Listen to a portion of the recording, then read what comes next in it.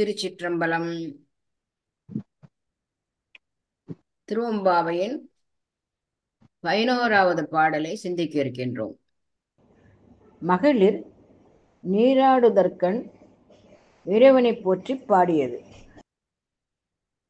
அழகாக படிப்படியாக செல்கின்ற அழகை நாம் பார்க்கிறோம். இதுல முன்னாடி இவர்களெல்லாம் ஒருவர் அழைத்து கொண்டு வந்தார்கள். தன கணவனாக சிவனடியார் வர வேண்டும் என்று சொன்னார்கள். பிறகு பிரார்த்தனை செய்தார்கள். அந்த பெணா பிள்ளைகளை பார்த்து பேசினார்கள். இப்பொழுது இவர்கள் குளிக்க தொடங்கிறார்கள். தடத்திலே பொய்கையிலே புகுந்து குடைந்து குடைந்து ஆடுகிறார்கள். சின்ன பெண்கள் தானே, ஆக அவர்கள் குதித்து ஆடுவதெல்லாம் சுவாரஸ்யமானதாக தானே இருக்க வேண்டும். பெரியவர்களாக இருந்தால் அமைதியாக குளித்து விட்டு போவார்கள். பையன்களாக இருந்தால் மேலிருந்து கீழே குதித்து எல்லாம் தொந்தரவு செய்வார்கள். பெண்களுக்கு அவர்கள் எல்லையில இருந்து குடைந்து குடைந்து கையாலெல்லாம் அந்த ஆற்றில குளித்தவர்களுக்கு தெரியும் குடைந்து ஆடுவது என்றால் என்ன. கையால் துளாவி மூழ்கி எழுந்து அந்த அந்த ஒரு அந்த ஒரு மகிழ்ச்சியில அவர்கள் திளைத்திருப்பார்கள். இந்த சிறிய பெண்களாக இருந்த காரணத்தினால, சிறுமிகளாக இருக்கின்ற காரணத்தினால இவர்கள் எல்லோரும் மகிழ்ச்சியோடு அவர்கள் அங்கே தண்ணீர்ல குடைந்து குடைந்து ஆடுகிறார்கள். ஆடிக்கொண்டே சிவர் பெருமானிடம் தங்களுடைய விண்ணப்பத்தை வைக்கிறார்கள். முன்னாலே ஒரு விண்ணப்பம் வைத்தாகிவிட்டது. இப்பொழுது போற்றி பாடுகிறார்கள். என்னை காப்பாற்று என்று சொல்லுகின்றார்கள். காக்க வேண்டும் என்று சொல்லுகிறார்கள். ரொம்ப அழகாக பேசுகிறார்கள். மொய்யார் தடம் போகை புக்கு முகேரன்ன கையார் குடைந்து குடைந்துன் கடல் பாடி ஐயா வழியடியோம் வாழ்ந்தோம் காணாரழல் போ செய்யா வெந்நீராடி செல்வா சிறுமருங்குல் மையா தடங்கண் மடந்தை மணவாளா ஐயா நீ ஆட்கொண்டருளும் விளையாட்டின் உய்வார்கள் உய்யும் வகையெல்லாம் உய்ந்தொழிந்தோம் ஈயாமற் காப்பாய் எமை ஏல் ஓர் எம்பாவாய். மொய்யார் தடம் பொய்கை புக்கு முகேர் என்ன கையால் குடைந்து குடைந்து உன் கடல் பாடி ஐயா வழியடியோம் வாழ்ந்தோம் கான் ஆரழல் போல் செய்யா வெந்நீராடி செல்வா சிறுமருங்குல் மையா தடங்கண் மடந்தை மணவாளா ஐயா நீ ஆட்கொண்டு அருளும் விளையாட்டின் உய்வார்கள் உய்யும் வகையெல்லாம் உய்ந்து ஒழிந்தோம் ஈயாமல் காப்பாய் எமை ஏலோர் எம்பாவாய்.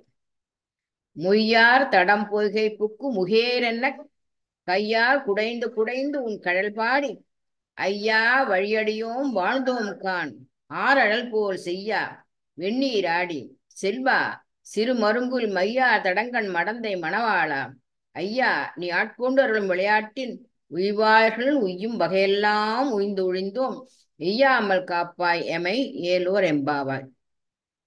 இப்ப நம்ம என்ன பண்ண போறோம்னா, அந்த பழையபடி அந்த எங்கிருந்து ஆரம்பித்தால் அழகா இருக்கும்.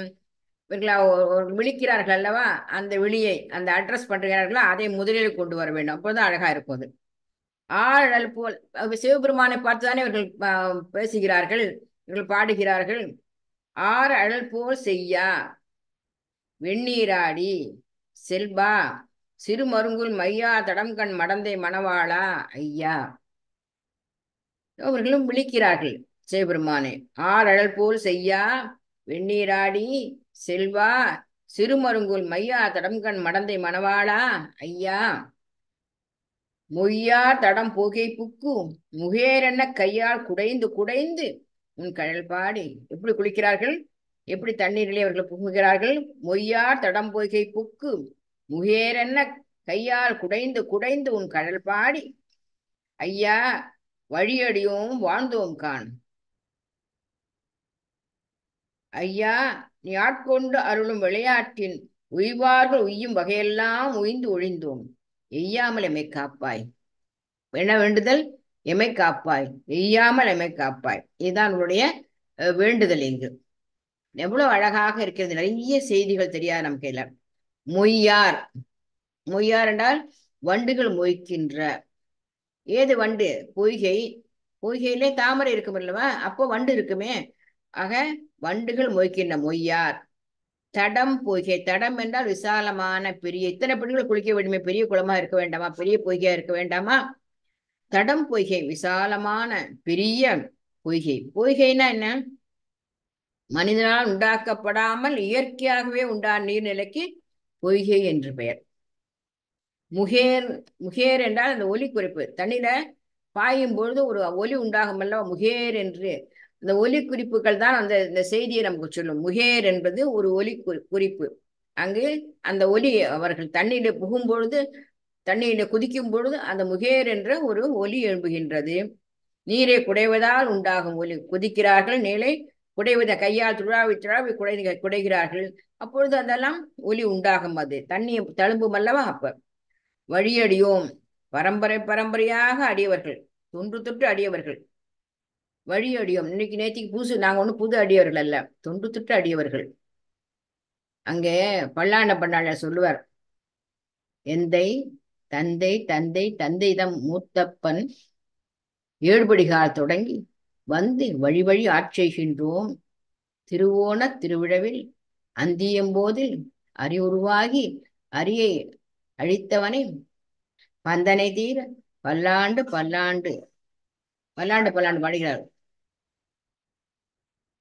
எப்படி பாடுகையா, எப்படி சொல்றாள்? தந்தை எந்தை தந்தை தந்தை தந்தை தான் மூத்தப்பன். 7 தலைமுறை சொல்றார். யாரு? பெரியாழ்வார். ஆண்டாள் எற்றைக்கும் 7 பிரிவிக்கும் என்றாள். இவர்கள் என்ன சொல்கிறார்கள்? வழிவடியும், பரம்பரை பரம்பரையா, எண்ணிக்கை சொல்ல பரம்பரையாவே நாங்கள் உன் அடியவர்கள், தொன்று தொட்டு நாங்கள் அடியவர்கள் தான். ஆறு அழல் என்றால், அழல் என்றால் நெருப்பு. ஆறு அழல் என்றால் நிறைந்த அடர்த்தியான நெருப்பு. சிவபெருமான் நல்ல சிவப்பு, அம்பாள் நல்ல கருப்பு. சிவபெருமான் நல்ல சிவப்பு. அவள் உடன் பிறந்தவன் போல, கண்ணனை போல அவளும் கருப்பு தான்.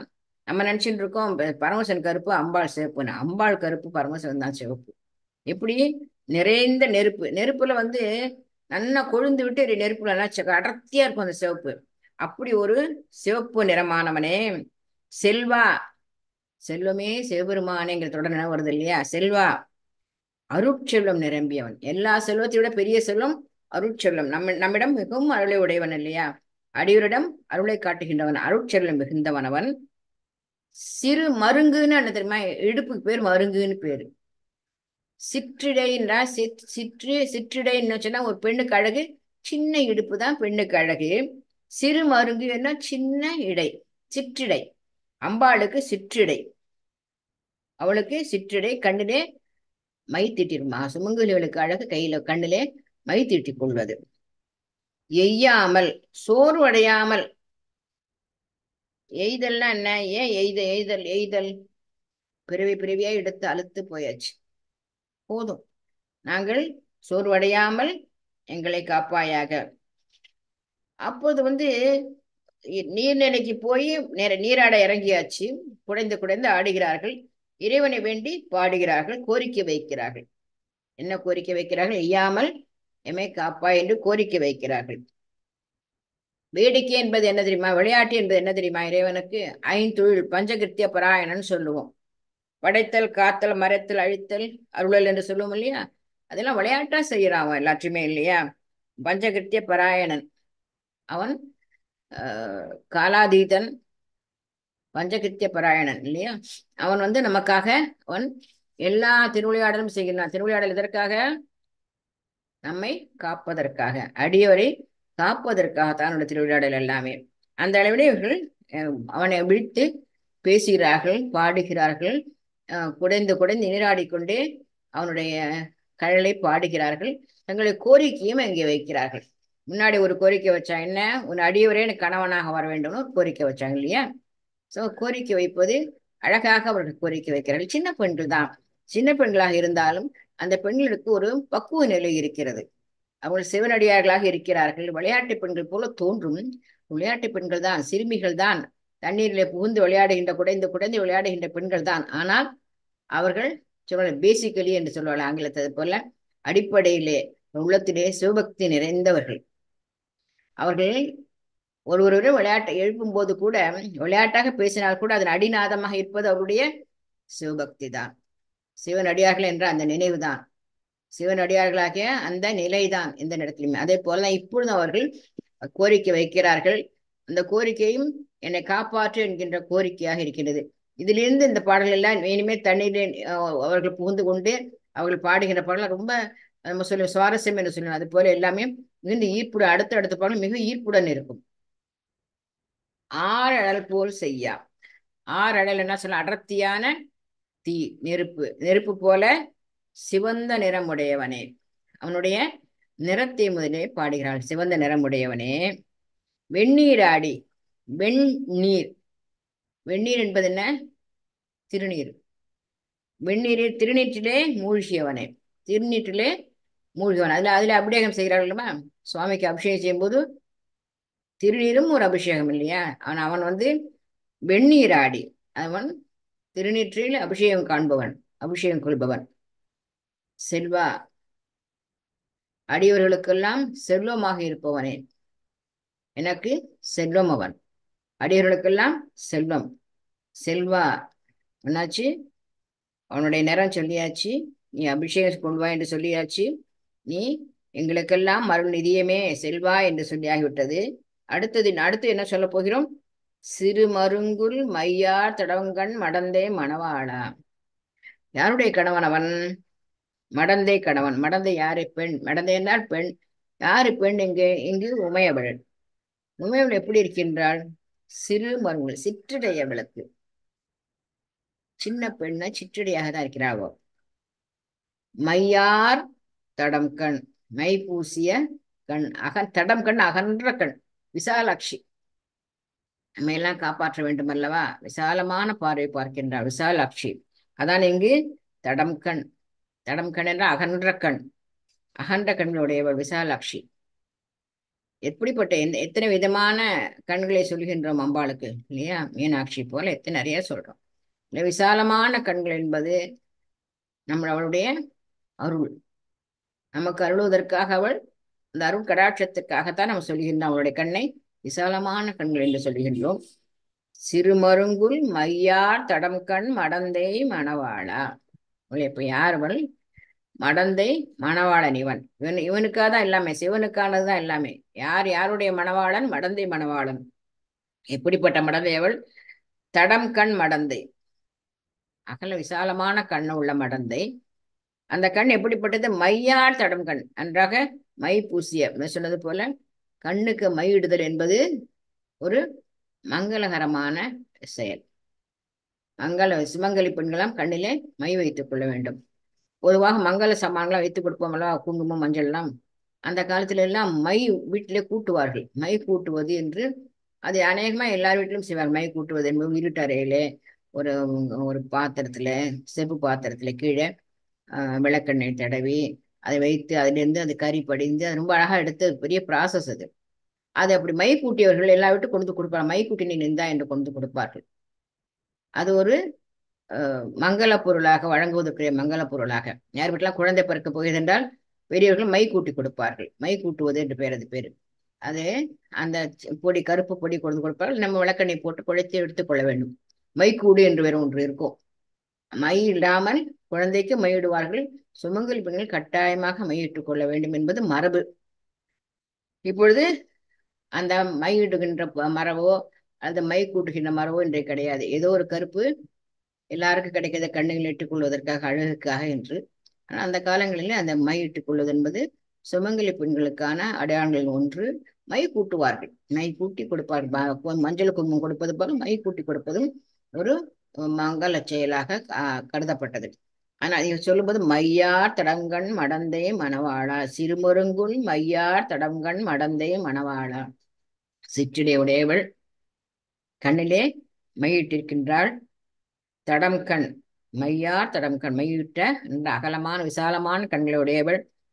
அவளுடைய அந்த பெண்ணுடைய மணவாளா, கணவனே. எவ்வளவு சொல்லியாச்சு? அவன் நிறம் சொல்லியாச்சு, அவனுக்கு திருநீட்டில் முழுகுவான் என்று சொல்லியாகிவிட்டது. இந்த உமையவளுடைய கணவனே என்று சொல்லியாகிவிட்டது. மூன்று சொல்லி கூப்பிட்டிருக்கிறார்கள். பிறகு ஐயனே, ஐயா என்கிறார்கள். ஐயனே என்று கூப்பிடுகிறார்கள். அதாவது கூப்பிடும் பொழுது அந்த அந்த விழி இருக்கிறதே, அதெல்லாம் ஒவ்வொன்றும் பொருள் பொருந்தவை. வாயில வந்த வார்த்தைகளாம் சொல்வதில்லை, அதில் பொருள் இருக்க வேண்டும். அந்த தொடர்புடைய ஏதோ பொருள் இருக்கின்ற காரணத்தினால்தான் அவர்கள் அப்படி செய்கிறார்கள். இந்த ஆழ்வார்கள் சொல்லுவார்கள், இவர்கள் பாட தொடங்கும் போது சொற்கள் எல்லாம் என்ன எடுத்துக்கொள், என்ன எடுத்துக்கொள் என்று வருமா. சொற்கள் எல்லாம் ஓடி ஓடி வருமா, என்ன என்ன என்ன எடுத்துக்கோ, என்ன எடுத்துக்கோ என்று. அப்படி அவர்கள் அந்த சொற்கள் அந்த அவர்கள் வாயிலிருந்து அந்த வாயில் வர ஈரச் சொற்களா தங்கள் சொற்கள் இருக்க வேண்டும் என்று அந்த சொற்கள் எல்லாம் வருமா. அதனால அவர்களுடைய பாடல்களிலே தேவையற்ற சொற்கள் இருக்காது. சொற்களுக்கெல்லாம் ஒரு பொருள் இருக்கும், சொற்களுக்கெல்லாம் ஒரு தேவை இருக்கும். அவர்கள் இஷ்டப்படியெல்லாம் அந்த சொற்கள் இருக்காது. அவர் என்ன செய்தார்கள்? மொய்யார் சொன்னோம். மொய்யார் என்று என்ன சொன்னோம்? மொய்யார் என்பது வண்டுகள் மொய்க்கின்ற. எங்க வண்டு மொய்க்கும்? மலர் இருந்தாலும் வண்டு மொய்க்கும். பொய்கை என்றாலே என்ன? தாமரை பொய்கை என்று தானே சொல்லுவோம். பொய்கையிலே தாமரை நிறைந்திருக்கும். நிறைய படிச்சிருக்க இல்லையா தாமரை பொய்கை என்று. பொய்கையிலே தாமரை இருக்கும். தாமரை இருந்தால் என்ன? வண்டுகள் மொய்க்கும். தாமரைக்கு வண்டுகள் மொய்க்கும். ஆக வண்டுகள் மொய்க்கின்ற விசாலமான பொய்கை. முன்னாடி சொன்னோம், ஏன் தடம் பொய் என்றால், ஏன் தடம் பொய்கை என்றால், ஏன் விசாலமானது என்றால், இத்தனை பெண்களும் பிடிக்கணுமே. இத்தனை பெண்களும் குதிச்சு குடைஞ்சு நம்ம நம்ம பாஷையில் சொன்னா கூத்தடிச்சுப்போம் இல்லையா.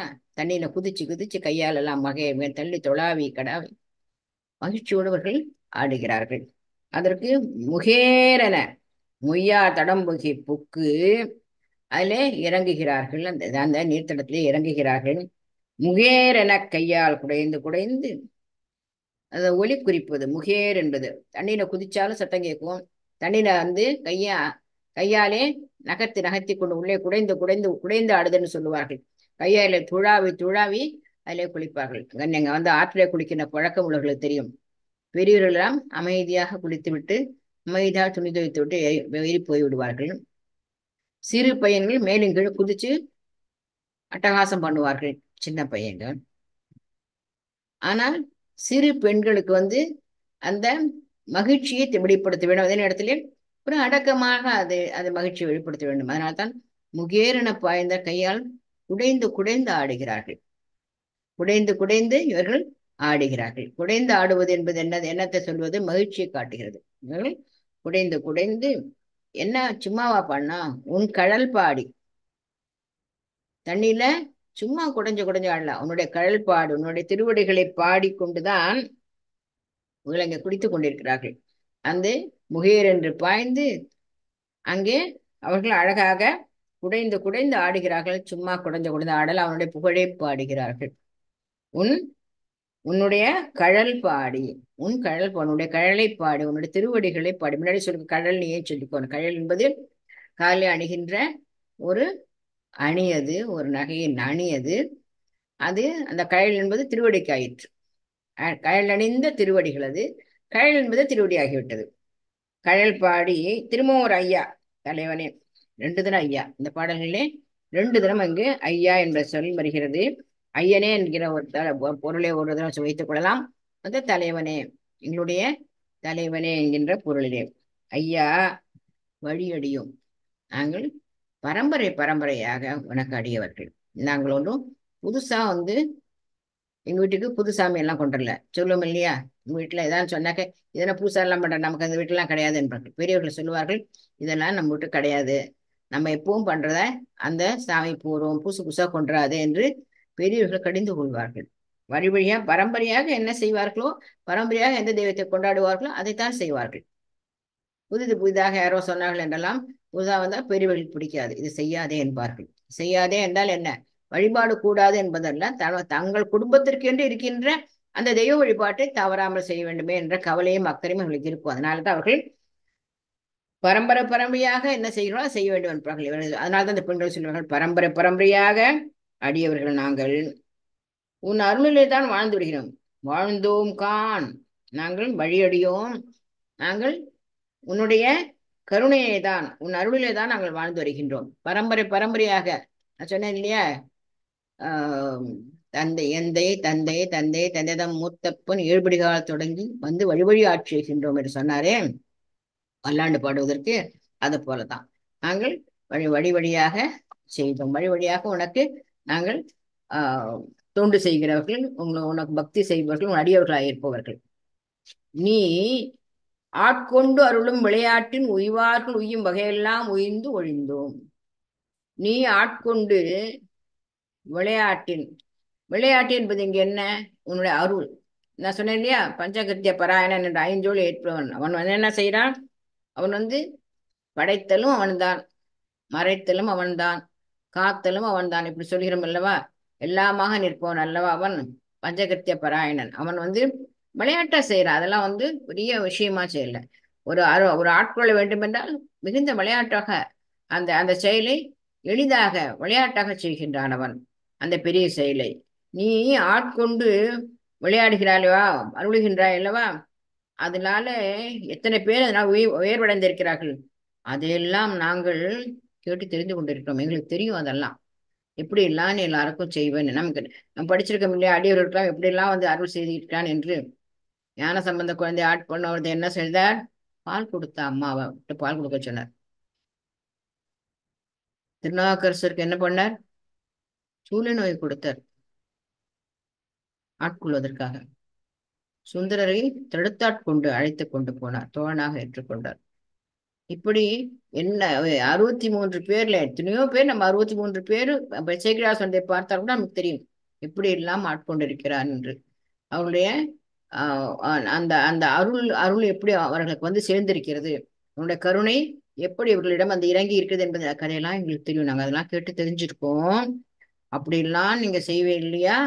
நீ ஆட்கொண்டு அருளும் விளையாட்டின் அந்த நீ நடத்துகின்ற திருவிளையாடல், அதெல்லாம் உய்வார்கள் உய்யும் வகையெல்லாம். அதனால யாரெல்லாம் உயர்வடைந்திருக்கிறார்களோ அதெல்லாம் எங்களுக்கு தெரியும்.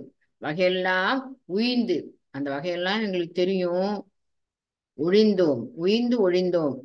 ஒழிந்தோம் என்றால் என்ன? உய்ந்தோம்னு அர்த்தம். நாங்கள் உயர்ந்தோம். உய்தல் என்றால் உயர்ந்தோம். இந்த கதையெல்லாம் கேட்டு நாங்கள் உய்ந்தோம். ஒழிந்தோம் என்பது இங்க எப்படின்னா ஒழிந்துட்டோம்னு அர்த்தம் இல்லைங்க. உய்ந்து ஒழிந்தோம் என்றால் நாங்கள் உய்ந்தோம் என்ற அர்த்தம். எத்தனை பேர் கதை நாங்க கேட்டிருக்கோம் இல்லையா? அந்த கதையெல்லாம் கேட்டதுனால்தான் எங்களுக்கு, நாங்களும் எங்களை வழி வழியாக அடியவர்களாக இருந்தோம் தான். வழி வழியாக அடியவர்கள் தான், நாங்கள் பரம்பரையாக அடியவர்கள் தான். இருந்தால் கூட இப்படி நீ நீ அருளுகின்றாய் அல்லவா, அந்த அருளுகின்ற செய்தியெல்லாம் கேட்டு கேட்டு நாங்களும் அந்த அவர்கள் உயரும் வகைகளிலெல்லாம் நாங்களும் உயர்ந்து நிற்கின்றோம். உய்ந்து ஒழிந்தோம், நாங்கள் உயர்ந்து நிற்கின்றோம். எய்யாமல் எம்மை காப்பாய், நாங்கள் சோர்வடையாமல் எங்களை காத்தருளுவாயாக. எம்மை காப்பாய் என்றால் காத்தருளுவாயாக. எதுக்காக? ஏன் சோர்வடையாமல்? நாங்கள் சோர்வடையாமல் ஏன் சோர்வடைவோம்? நாங்கள் மீண்டும் மீண்டும் பிறக்கிறோம் இல்லையா? எத்தனை பிறவி, பிறவி என்பதே ரொம்ப சோர்வாக இருக்கிறது.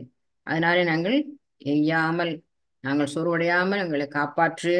எங்களை காப்பாற்றுவதுதான் உனக்கு நாங்களுடைய வேண்டுதல், உனக்கு எங்களுடைய கோரிக்கை. எய்யாமல் காப்பாற்று, நாங்கள் சோர்வடையாமல் தளர்வடையாமல் எங்களை காப்பாற்று. நிறைந்த தீயை போன்ற சிவந்த நிறமுடையவனே, வெண்மையான திருநீற்றில் மூழ்கியவனே, அடியவர்களுக்கு நிதியமே செல்வமே, சிற்றிடையும் மைப்பூசி அகன்ற கண்களையும் உடைய பெண்ணான உமையவள் கணவனே, வண்டுகள் மொய்க்கின்ற விசாலமான பொய்கையுள் இறங்கி முகேர்ந்து ஒலிக்கும்படி கைகளால் குடைந்து குடைந்து உன்னுடைய திருவடியை பாடி. முக்கியம் அதுதான். இங்கே குடைந்து குடைந்து ஆடுவதற்கு திருவடியை பாடுவது ரொம்ப முக்கியம் இல்லையா? திருவடியை பாடி பரம்பரை பரம்பரையாக அடியவர்களாகிய நாங்கள் உன் அருளில் வாழ்ந்து வருகின்றோம். நீ அடிமை கொண்டு அருளுகின்ற திருவிளையாட்டினால் உயர்வடைவார்கள் இருக்கிறார்களா, அவர்கள் உயர் வகைகளிலெல்லாம் உயர்ந்து நிற்கின்றோம். அவர்கள் எந்த வகையெல்லாம் உயர்ந்தார்கள்? உன்னுடைய கருணையினாலே அவர்கள் உயர்ந்தார்கள். அதையெல்லாம் தெரிந்து கொண்டு அந்த வகையெல்லாம் நாங்களும் உயர்ந்து நிற்கின்றோம். நாங்கள் சோர்வடையாமல் எங்களை காப்பாயாக, எங்களை காத்தருள்வாயாக. சோர்வடையாமல் காத்தருள்வாயாக. எங்களை காப்பது என்பது மட்டுமல்ல, சோர்வடையாமல் காப்பாயாக. மிகுந்த அழகான கோரிக்கை வைக்கிறார்கள், ரொம்ப மென்மையாக கோரிக்கை வைக்கிறார்கள். எங்களோட அந்த கதையெல்லாம் நாங்கள் தெரியும் எங்களுக்கு. நீ எல்லாருக்கும் அருள்கின்ற கதையெல்லாம் கேட்டிருக்கோம். அதே போல நாங்களும் உயிர்வடைந்தோம். அதே போல நாங்களும் உயிர்வடைந்தோம். தண்ணீரை நான் குடைந்த குடைந்த நாங்கள் ஆடுகின்றோம். உன்னுடைய திருவுருளை பாடுகின்றோம், உன்னுடைய திருவடியை பாடுகின்றோம். பாடி பாடி நாங்கள் இங்கு முகர்ந்து முகேரென்று அந்த தண்ணீரில பாய்ந்து துழாவி துழாவி குடைந்து குடைந்து ஆடி உன்னுடைய ஆடுவது மட்டுமல்ல, ஆடிக்கொண்டு உன்னுடைய புகழை, திருவடியினுடைய புகழை நாங்கள் பாடுகின்றோம். பரம்பரை அடையவர்கள் நாங்கள். எல்லோருக்குமே அருளுகின்ற அந்த அருளை நாங்கள் கேட்டு கேட்டு நாங்களும் அவர்கள் எப்படியெல்லாம் உயர்வடைந்தார்களோ அப்படி நாங்களும் கேட்டு உயர்வடைந்து நிற்கின்றோம். எங்களை தளர்வடையாமல் காப்பாயாக, தளர்ச்சி அடையாமல், நாங்கள் சோர்வடையாமல் எங்களை காப்பாயாக என்று வேண்டிக் கொள்கிறார்கள். அவளுக்கு வேண்டிக் கொள்வது கூட மென்மையாக அழகாக இருக்கின்றது. எங்களை காப்பாற்றுவாய். பெண்கள் தான் விளையாட்டாக விளையாடுகிறாள் தான். ஆனால் அந்த விளையாட்டோடு கூட அவர்கள் முக்கியம் என்ன? அந்த சிறு பெண்கள் என்ற அளவிலே அந்த விளையாட்டிலே அவர்கள் ஆர்வம் உண்டுதான். தண்ணீரை பார்த்தா குதிச்சு விளையாடுற ஆர்வம் உள்ள சிறுமிகள் தான். ஆனால் அடிப்படையிலே உள்ளத்தை அவர் சிவனடியார்கள் என்ற காரணத்தினாலே உன்னுடைய புகழை பாடி நீ எனக்கு என்ன செய்ய வேண்டும், எங்களை காப்பாற்ற நெய்யாமல் காப்பாயாக என்று வேண்டிக் கொள்கிறார்கள். பாட்டை கேட்போமா? மொய்யார் தடம் பொய்கே புக்கு மூகேரன்ன கையால் குடைந்து குடைந்து உன் கழல் பாடி ஐயா வழி அடியோம் வாழ்ந்தோம் காண் ஆரழல் போல் செய்ய வெண்ணீராடி செல்வா சிறு மரங்குல் மையார் தடங்கண் மடந்தை மணவாளா ஐயா நீ ஆட்கொண்டு அருளும் விளையாட்டின் உய்வார்கள் உய்யும் வகையெல்லாம் உய்ந்தொழிந்தோம் எய்யாமல் காப்பாய் எமையேலோர் எம்பாவாய்.